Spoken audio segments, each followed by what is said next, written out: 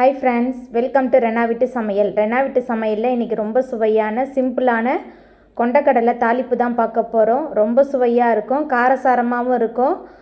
சாமிக்கெலாம் நெய்வேத்தியம் செய்கிறதுக்கு ரொம்ப சிம்பிளாக ஒரு சுண்டல் தாளிப்பு செய்யணுன்னா இந்த முறையில் நீங்கள் ட்ரை பண்ணி பாருங்கள். வாங்க எப்படி செய்கிறதுன்னு பார்த்துடலாம். சுண்டல் செய்கிறதுக்கு 10 மணி நேரமாக வெள்ளை கொண்டக்கடலை 1/2 கிலோ எடுத்து ஊற வச்சுருந்தேன். அதை ஒரு குக்கரில் மாற்றிட்டு சுண்டல் மூழ்கிற அளவுக்கு தண்ணி சேர்த்துட்டு இப்போ உப்பு சேர்த்துக்கலாம். அதுக்கப்புறமா குக்கரை மூடி 10 விசில் வர அளவுக்கு நம்ம வேக வச்சு எடுத்துக்கலாம்.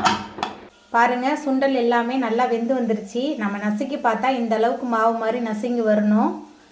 சுண்டல் தாளிக்கிறதுக்கு அடுப்பில் பாத்திரம் வச்சுருக்கேன். இப்போ தாளிக்க தேவையான அளவுக்கு எண்ணெய் சேர்த்துக்கலாம். நான் 3 டேபிள் ஸ்பூன் அளவுக்கு எண்ணெய் சேர்த்துருக்கேன். எண்ணெய் சூடாகி வரட்டும். எண்ணெய் சூடாகிட்டு இதில் 2 ஸ்பூன் அளவுக்கு கடுகு சேர்த்துக்கலாம். கடுகு நல்லா பொரிய ஆரம்பிச்சிருச்சு. 3 டேபிள் ஸ்பூன் அளவுக்கு உளுத்தம்பருப்பு, கடுகு உளுத்தம்பருப்பு சேர்த்துட்டு நல்லா பொரிய விட்டுடலாம். கடுகு உளுந்து ரெண்டுமே நல்லா பொரிஞ்சு வந்துருச்சு. அதுக்கப்புறமா 3 பச்சை மிளகாய் பொடியாக நறுக்கி வச்சுருக்கேன். பச்சை மிளகாய் சேர்த்துக்கலாம். பச்சை மிளகாய்க்கு பதிலாக காய்ந்த மிளகாவும் சேர்க்கலாம். கொஞ்சமாக கருவேப்பிலை, பெருங்காயத்தூள் சேர்த்துக்கலாம். பெருங்காயத்தூள் கொஞ்சம் தாராளமாகவே சேர்த்துக்கலாம். பெருங்காயத்தூள்லாம் சேர்த்துட்டு நல்லா கலந்து விட்டுடலாம்.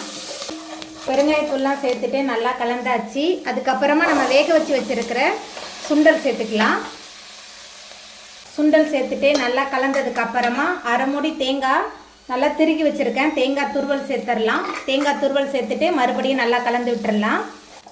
தேங்காய் துருவல்லாம் சேர்த்துட்டு நல்லா கலந்தாச்சு. ரொம்ப சுவையான சுண்டல் சூப்பராக ரெடி ஆகிட்டு இப்போ நம்ம அடுப்பு ஆஃப் பண்ணிடலாம். அவ்வளோதாங்க, ரொம்ப சுவையான சுண்டல் சூப்பராக ரெடி ஆகிட்டு. இந்த சுவையான சுண்டலை நீங்களும் உங்கள் வீட்டில் செஞ்சு பாருங்கள். இந்த வீடியோ உங்களுக்கு பிடிச்சிருந்தா லைக் பண்ணுங்கள், ஷேர் பண்ணுங்கள், கமெண்ட் பண்ணுங்கள், சப்ஸ்கிரைப் பண்ணுங்கள். அப்படியே பக்கத்தில் உள்ள பெல் பட்டனையும் கிளிக் பண்ணிடுங்க. நன்றி.